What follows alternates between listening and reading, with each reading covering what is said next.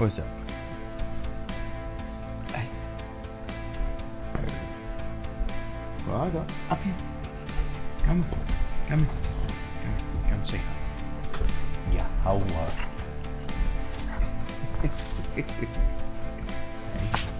Whoa. Careful. Yeah, you got your giraffe? Okay. Okay, Pop. He's a good boy. Anyways, so I've been using my Marshall JVM and my Mesa Mark V a lot recently. What's been surprising me is that even though they are two completely different amps from two completely different philosophies and designs, I've actually been getting vaguely similar results. Don't get me wrong, it would be inaccurate to say I'm getting the exact same result, but a lot closer than probably what you would expect. So what I thought I should do, I should sit down and reamp the two amps with the same performances and the same guitar and stuff like that, and have a closer look at what each amp does. Before we get stuck into this, I'm not going to check every single combination that's humanly possible. I'm not going to go through every single mode on every channel for the JVM. I'm not going to try all the clipping modes on the Mark V or anything like that, because if we were to do that, we would be here for a very, very long time. Ain't nobody got time for that. I've sort of set up a good general sound for each gain stage and sort of each vibe, and we'll go from there. So let's check it out. Let's see what each amp can do. Let's start off with the clean sounds.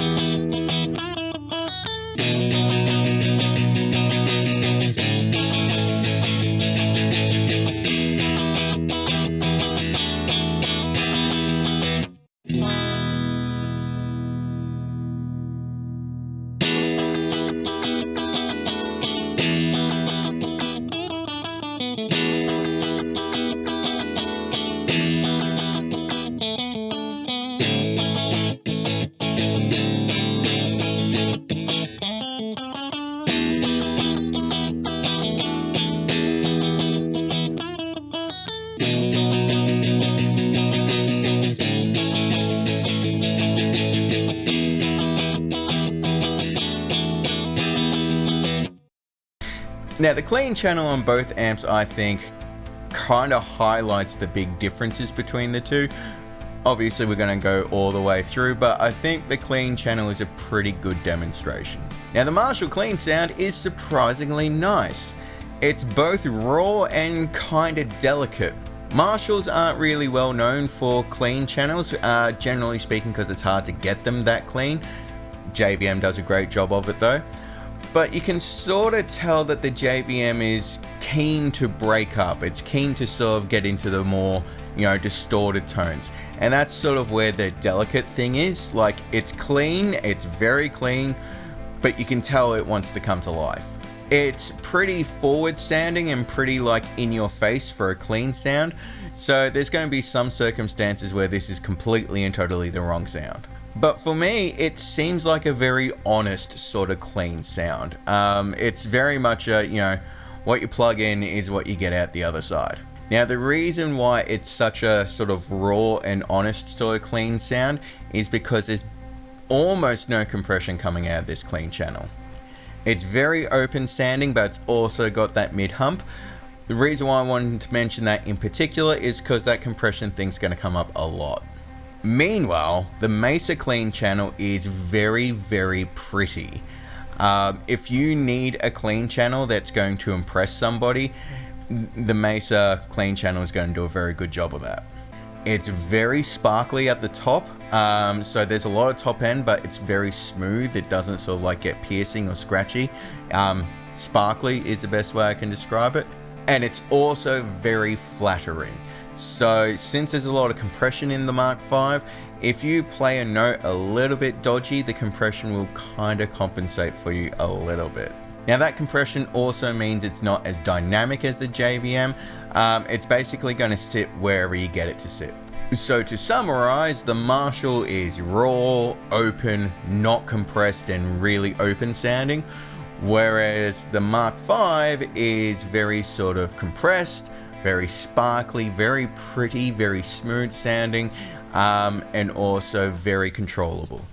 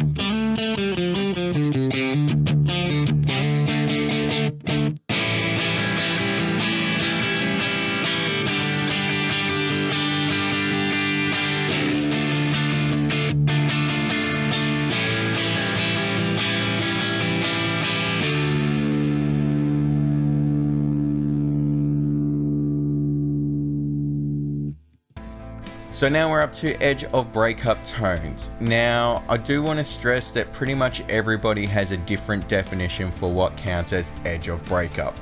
Rhett Shull's edge of breakup is a little bit gainy in my personal opinion.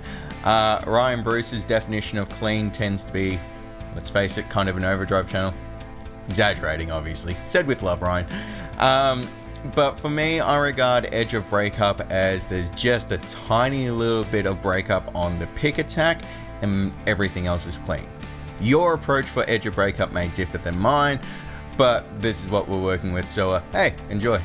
Now this is a really useful demonstration to sort of show the different characters of the amps. When you add gain with the Marshall, it kind of focuses on the pick attack and the note first, and then it sort of fills in the background with saturation later. Now this means with the Marshall you can get really sort of chirpy, and that's totally my vibe. I love a sort of chirpy guitar tone. So the Marshall isn't very saturated at all, but it's just got that little bit of a chirp on the front of the note, and in a mix that chirp cuts through really nicely without like clouding up the rest of the mix with a whole bunch of saturation. It ends up being this really useful illusion in a mix almost, because you'll be listening to it and you'll think that there's way more gain than there actually is. Best example of what I'm talking about there is AC/DC. They've got a ton of chirp on the front end of their notes, so when you listen to them in the mix, it sounds like it's this really over the top guitar sound. But if you ever take a moment to hear what they sound like isolated, yeah, it's surprisingly tame.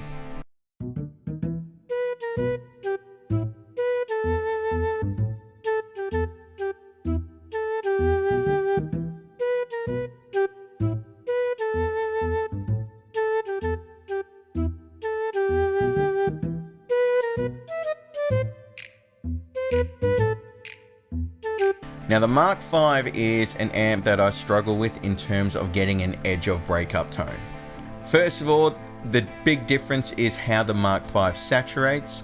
The Mark V will saturate straight out the gate, and it sort of uses the saturation to smooth everything out. So this means I find it hard to get the Mark V to sort of get chirpy like what I can with the Marshall. Now that compression that I've been mentioning before really comes into play here with the Mark V, because an edge of breakup tone is meant to be super dynamic and super responsive, but because of the compression in the Mark V, where you set the gain is kind of where the amp sits. So the Mark V isn't great at an edge of breakup tone, at least in my experience, because the compression kind of keeps it sitting too much in one spot and it doesn't, buck and move with whatever it is that I'm playing. The sound overall is much smoother and kind of more pleasant than the Marshall, but I think that the Marshall has totally won in terms of an edge of breakup chirpy tone. Again, a Mesa Mark V is a very versatile amp. You may have more luck getting an edge of breakup tone out of it than I do, but this is based off my experiences.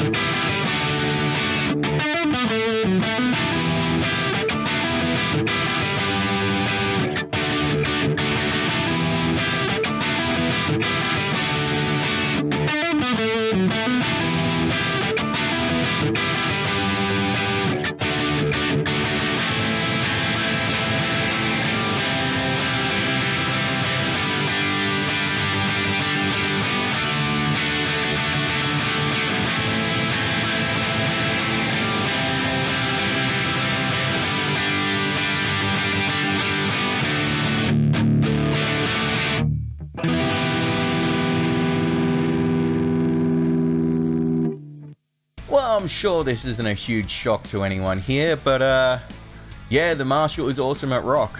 This is where we're starting to sort of hear the big differences in terms of their overdrive characteristics. The Marshall is very sort of brash and jagged and very sort of attacky, very much in your face, whereas the Mesa is much more smooth. The Mesa is also boomier, and overall I would argue that the Mesa in this circumstance is actually a little bit more pleasant. But if you're playing rock, you don't really want pleasant, do you? I mean, for rock you want to be aggressive, you want to be obnoxious, you want to get into everybody's face. And that's why when it comes to straight up rock, I generally swing towards the Marshall. That being said, it would be very unwise to write off the Mesa in terms of rock tones. Mesa has a ton of use with that noise. If you're in a mix where the vocalist and the guitars are fighting for the same space, the Mesa here is going to make it sound so much better than what the Marshall will. Or if you've got a mix where you've got heaps of other instruments besides guitar, the Mesa is going to fit better in the mix than what the Marshall will. In short, I would argue that the Mesa is a much more grown-up sound, whereas the Marshall is a lot more sort of obnoxious 2-year-old jumping around for attention. But that being said, just ask yourself, would Lemmy ever want the grown-up Mesa sound, or would he want the obnoxious in-your-face Marshall sound? In Lemmy we trust, right?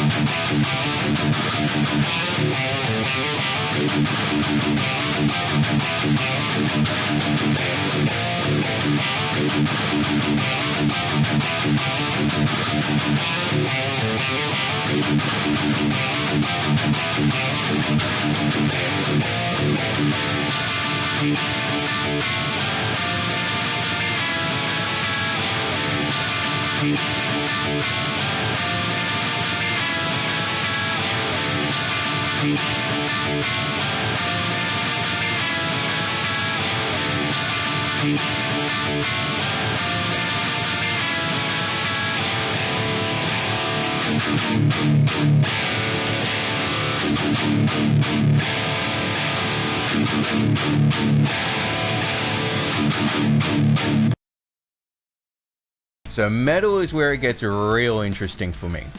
Mostly because I think in metal, this is where the two amps kind of ended up sounding the most similar. Once again, for clarification, not identical, but way more similar than probably what you'd expect. So the compression thing that I've been talking about kind of becomes less of an issue here because we're adding so much gain that both of the amps are compressing really hard anyway, so compression is less of a deal. Also, I've had to set up the amps completely differently. For the Mesa, I'm gutting the hell out of the mids, whereas with the Marshall, I'm cranking the mids and getting as much mids out of it as humanly possible. The Mesa also has that really tight, thuddy bottom end, whereas the Marshall kind of has that more grating in-your-face attack. But if we're honest, when you drop either of those guitar sounds into a mix and after you've processed them, it's gonna be real hard to tell the difference between the two. Based on my experiences, the Mark V kind of ends up with like a cloud of mid-range over the whole thing. And I think that's the compression coming through, whereas the JVM, is a little bit more dynamic in the mid-range. But again, it's not a huge difference. Now that does make me a little bit conspiracy theory-ish. Want to emphasize that the following theory is made up entirely by me. If this is complete and total garbage, I will be the first to admit it. But ever since the 80s, people have been saying Marshall needs more gain, kind of like a Mesa. On the other hand, people have been saying Mesa needs more mids like a Marshall does.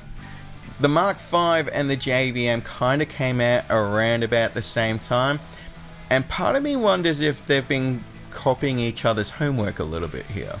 Now, both amps work in completely different ways, so I'm definitely not saying they are clones of each other, like not even remotely, but I do think that the high gain channels on both amps were sort of tuned with a similar goal in mind.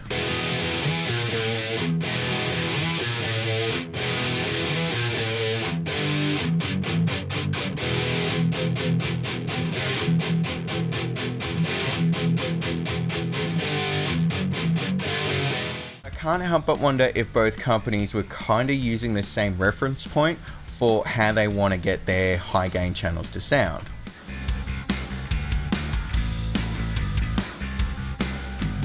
Now, speaking of reference points, now seems to be a good time to bring up the elephant in the room. Ola made a similar topic about this once when he received some criticism that he kind of makes all of his amps sound the same. Not a stab at Ola. It's exactly the topic I'm going to be talking about. The elephant in the room in this circumstance is me. Because I'm the player, I'm the one setting up the amps, so I'm the one kind of responsible for these noises. And it cannot be understated how big of a deal that is that I'm the guy setting it up. So when I go to make like a rock guitar noise, subconsciously I have like the same reference point in my head for how a rock guitar should sound. So when I go to the Marshall, I dial it in heading towards that reference point. And likewise, when I go to the Mesa, I dial it in heading for that reference point. So since I'm dialing in both amps in a way that is supposed to suit my tastes and my preferences, it shouldn't be a huge shock that I can get both amps to sound vaguely similar. Again, for emphasis, not identical, but similar.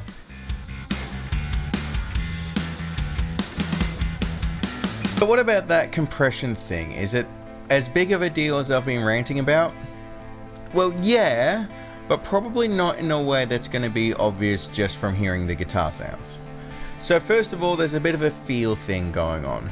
When you play the Mark V, the entire note is immediately there. All the bass, all the treble, all the gain, all of it instantly appears the moment you pluck. It's super tight, super fast, really immediate, and that's kind of like the Mark V thing of like being this super tight, precise thing. That compression also goes a long way to highlighting a lot of detail in your tone. A lot of things will sort of be brought to the surface because of that compression. Meanwhile, the Marshall is very bouncy. You pick a note and you can almost feel the amp doing its thing in response to whatever it is that you're doing. It becomes part of your signal chain in such a significant way, you kind of have to learn how to control the amp as much as you have to learn how to control everything else. In some ways, that can be pretty unforgiving. If you're sloppy or not playing something the right way, the Marshall's going to let you know about it. However, due to the lack of compression, I find that the Marshall is more expressive overall. The compression of the Mesa will bring out the nuances in each individual note a little bit more, but the Marshall is going to give you more of a vibe as to how the player plays guitar, I guess. I feel like you get a more accurate performance overall with the Marshall, whereas with the Mesa you still get more accurate notes, if that makes sense. And look, there's advantages and disadvantages to both of them. It would be really unwise to say that one is better than the other. They're just two completely different ways of trying to do the same thing. The Mesa is amazing if you're in a really big band or if you've got a very small section of the mix that you can fit in. That compression means you can get the Mesa to sit exactly where you need it to in a mix, and as a result of that, if you're in that sort of circumstance, the Mesa is going to sound way bigger than anything else. Isolated, it's going to sound smaller, but in the mix, it's going to sound huge. And the reason why is because your entire guitar sound will be fitting in that very small space that you have to work with. So you're getting the complete picture in that tiny space, and that's what the compression gives you. The Marshall, on the other hand, is going to dominate a mix. It's going to jump all over the place, it's going to get in the way of things, and it's generally going to be a slight pain in the neck to work with. It's kind of what makes Marshall so great for rock and other things like that. That dynamic bounciness really can add a lot of life to your recordings and to your performances. While you can make the Mesa fit wherever it needs to, if you're going to rock the Marshall, you kind of need to set things up a little bit to work with the Marshall. If you're rocking the Marshall, everything around you is going to have to compensate a little bit to give the Marshall its breathing room. Now, this is why Marshalls themselves can sometimes sound a little bit thin in a mix, whereas isolated they sound huge. Sometimes when all the other instruments in the mix have kind of stepped on the Marshall so that they too can be heard, the Marshall can end up sounding really small because it's just kind of filling gaps rather than taking up space for itself. Personally, I'm a Marshall guy. I love playing Marshalls. I enjoy playing the Marshall more, but that compression trick of the Mesa shouldn't be dismissed. It's a very deliberate thing that serves a very deliberate purpose, and the end result is that the Mesa and the Marshall are two completely different tools, and you should sort of approach it the same way. There's just one noteworthy drawback to the Mesa's compression that I think I should address.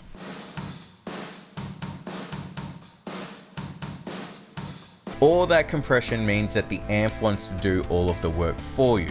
The gain staging within the amp itself has been built up to create a certain sound, and the amp kinda only wants to deal with the gain staging that it can generate itself. When you mess with that gain staging using pedals and other stuff, it gets pretty messy. Now, I want to stress for the next few examples, I have kind of used more extreme settings on the pedals than I normally would. I've done that to highlight the issue because it's something that a lot of people don't necessarily notice when you're playing the amp in the room. So the results are a tad exaggerated, but at the same time they are still valid examples. So let's start off nice and easy. Let's look at an example of the Marshall using an overdrive pedal and the Mesa using an overdrive pedal.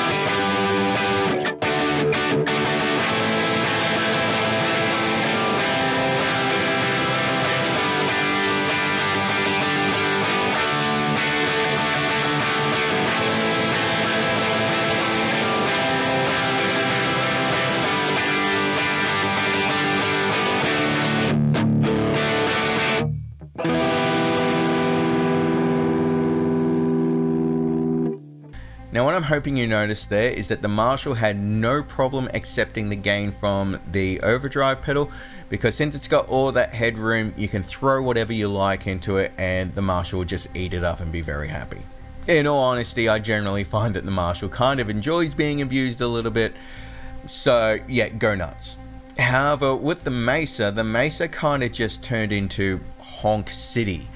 The pedal I've chosen for this demo has a very pronounced mid-range, and I feel like that was really heavily emphasized by the Mesa in a way that probably wasn't optimal. On top of that, the little dynamic range I had with the Mesa, that kind of went away the moment I slammed the front of it with an overdrive pedal.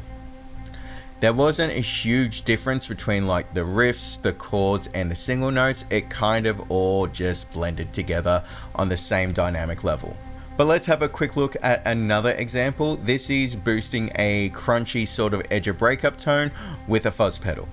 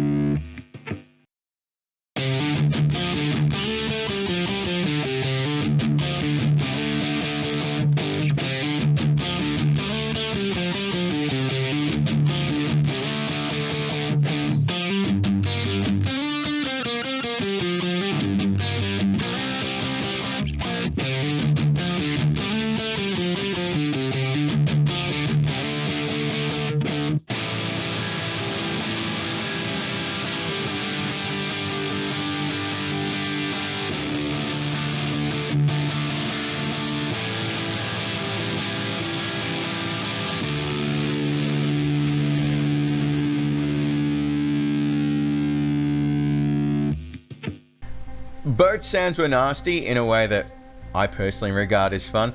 Again, I'm using exaggerated settings, so if you're like, wow, that's over the top, yeah, I get it, but I'm trying to prove a point here.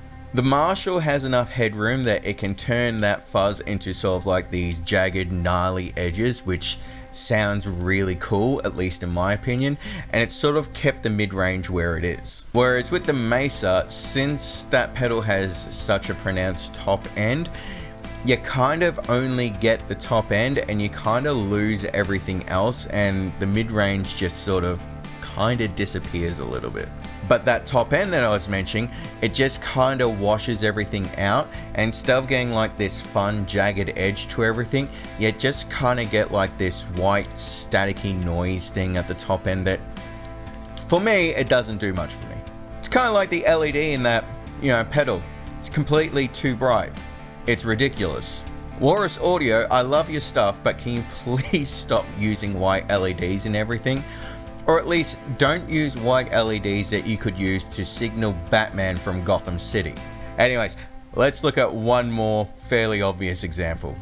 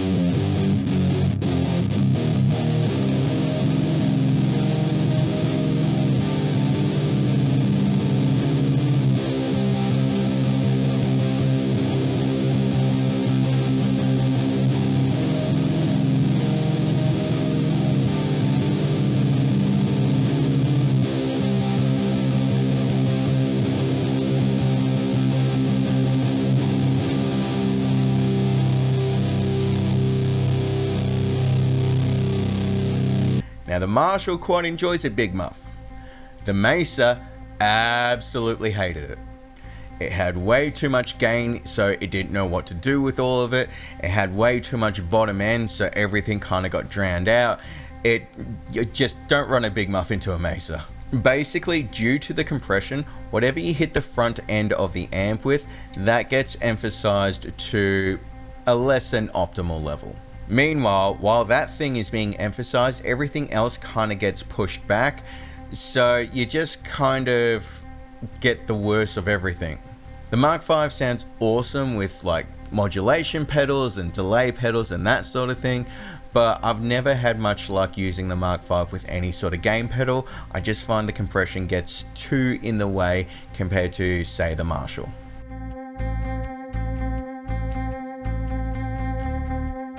Conclusions. So what have we learned? First of all, we've learned that perhaps the most important part of the signal chain isn't your amp, your pedals, or your guitar. It's the doofus setting up your amps and pedals and guitar to make the noise. Secondly, we've learned that you can get two completely different pieces of gear, and if you're the person setting them up, you will kind of get them to sound the same. Not identical, but you'll get similar results. That means if you're one of those pedal nerds stressing out about the LM308 op amp chip in your Rat pedal, don't worry about it, man. We've also reinforced that the JVM has a ton of headroom, whereas the Mark V tends to compress things. And what does that mean? In conclusion, I would argue that the Mark V has a better guitar into amp sound. Like if you're after a very simple signal chain where you can just plug your guitar straight into an amp and bang, there's your noise. After you learn how to set up the Mark V, I reckon you get the better guitar to amp sounds. Also, if you're in a tricky mix or a tricky band environment and you've only got a small amount of room to work with, that compression is going to be so good for you and you are going to sound monstrous in that circumstance. However, the JVM, with all of the headroom that it has, it's a lot more flexible in terms of pedals, in terms of your playing dynamics and things like that. In some ways, you can kind of do more with the JVM just because it responds more to your gain staging.